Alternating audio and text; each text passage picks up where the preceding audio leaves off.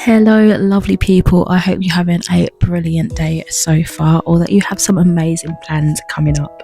I've been having the best time playing through some Sims, and of course, I want to welcome you to today's episode, which is episode 3 of the Creator Caterades Whimsy Stories Legacy Challenge. And we are with Gen 1. This is my third Let's Play, and it's going to be a bit of a speed build. We are focusing on some of the interior of the tiny build. It's not really a tiny build, but quote unquote tiny build, shall we say. And we're going to be focusing a little bit on the kitchen and the bathroom for today's video. So it's a speed run. But you know, it's going towards this whole story, which I'm really looking forward to. You're going to see me doing some really stupid things, putting things in places that they don't need to be, just because I need to see it to know that that's not how it works. I've mentioned previously, I think in the last video before this actually, that I am awful at builds. So yeah, give me some credit. I'm trying my best. So I just want to recap quickly over some of the things that we managed to get completed in episode 2. So of course, we made a lot of good chat. We had some really good connections building up with some of the townies, met up with some NPCs that not only I created and spawned into the world, or that I downloaded through the gallery, but also just more of the organic ones that Sims just, you know, throws into the world as well. So that was really helpful in providing some potential romance storylines to develop, as well as some stronger friendship connections as well. I also managed to create some more cute basic everyday outfits, because she was just rocking these really cute, but you know, in your mind, very dirty, filthy dungarees, which is, I guess, very on vibe, very on trend for the kind of almost rags to riches vibes that she's got. You all noticed on the topic of rags to riches, I did money cheat. I am using money cheats for actually building the house and putting things in there, but then I keep zeroing it back to like 1,000 simoleons, or back to whatever she like had from her earnings, if that makes sense, and the little savings that I gave her to start with, because yeah, I wanted to have a little something to begin with, which I explained all of that all in my like prep and plan mini series just before the Let's Play began. So yeah, we've got some outfits sorted out, which is brilliant as well. Again, the whole idea for this generation 1 sim, which my one's called Luna Grace, is of course to be very easygoing, basic in style, just comfy, cozy, minimalistic in makeup and that sort of thing. So yeah, that's the kind of idea that I was going for, and what I think I achieved in last episode.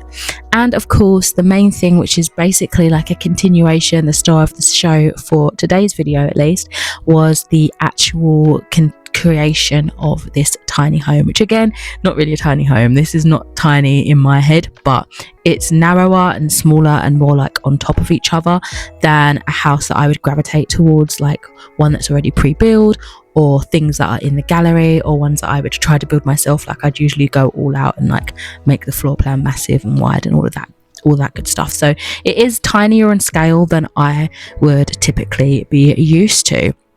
I am just having a little look for some inspiration here, just color palettes, that sort of thing, and sort of seeing how people have their kitchen sort of like utensils and facilities sort of set up, as well, of course, as I mentioned, like the colorways and things that work together, because I'm not the most coordinated person in my day-to-day life. So any inspiration in that realm is greatly appreciated. So reflecting a little bit on some of the goals that I completed in last episode. So although we technically haven't done much like living, so to speak, I did end up ticking off the living in a suburban tiny home, which was one of the goals in the Legacy Challenge, as we have made a start on the home itself, and then off screen she has been like living her majority day to day, doing some of her crafts and stuff to sell to clients, etc, etc.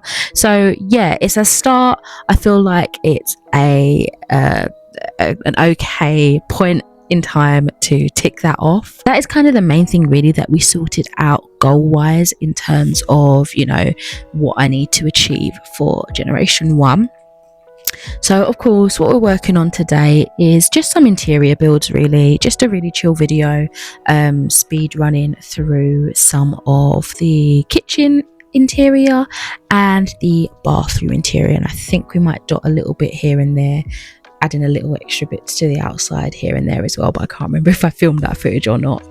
I'm also thinking that we might be able to check off the plant parent sort of objective as well, which I was looking into it. It's not like an actual like career point, it's more like be sort of someone who loves plants. There is a career like you can be a freelancer botanist, but we're obviously trying to be a freelance, you know, master maker and all of that stuff. So I think it is more just as in like a hobby wise love plants, and I definitely have that going for me. Like we're adding quite a lot of plants inside the house, and I just wanted to kind of surround the inside with nature to kind of encapsulate that even more, as well as the outside being very nature bound as well, I guess you could say.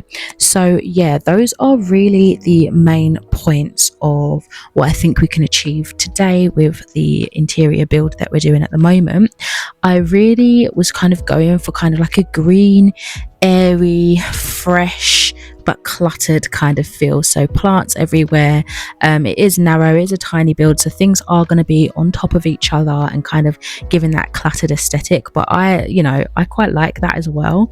It does still feel clean and fresh and like you're getting nice quality of living with the things that you're putting into your home. So hopefully it can provide some really good backdrops for some storytelling as the legacy challenge progresses.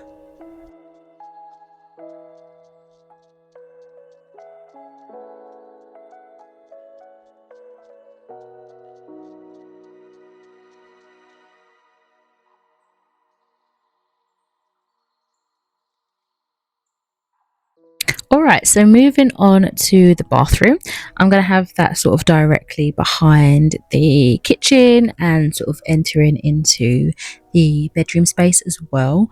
I wanted something that was multifunctional and just effective, and then it wasn't until later on that I realised, oh my god, there's actually items. I was having a lot of fun with enlarging and decreasing the size of things here. As you can see, I'd never done that before, so I was messing around, realized that the toilet was ineffective because it was large like that and she couldn't use it when it was that large, so I had to later on scale it back down to size. But anyway, I then noticed later on that, oh my gosh, there's actually eco living stuff that helps, like that works off grid, so that would have been good to realize from the start. So I did end up swapping a couple of things in and out and just adding some things up to the top of the roof that was helpful for like collecting like water dew droplets and things like that, just to make the game run a little bit better, because we are off grid and there are power outages and shortages which I wasn't expecting, but thinking about it I really should have expected. But it all kind of goes into the gameplay, which is quite nice, if a little bit inconvenient. Again, having some fun with the scaling things up and down, and then deciding what kind of wallpapering and texture decals to pop in the bathroom, which again, keeping it nice and like fresh and green, but kind of trying to not make everything look samey, even though the main theme of course is plants and nature, and that is going to be apparent throughout the whole of the build.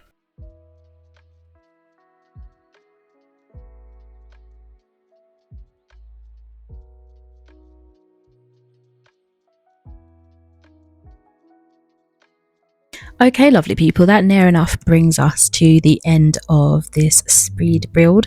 I hope you have enjoyed it and that you could bear with me a little bit as I was getting used to actually doing my own builds. I think it came off quite nice for what you can see so far. Obviously it's still a little bit of a work in progress, but I'm quite chuffed with how it's come out so far, and I hope you are too. So I want to thank you again for watching. Hope you've enjoyed, and I shall catch you in another video soon.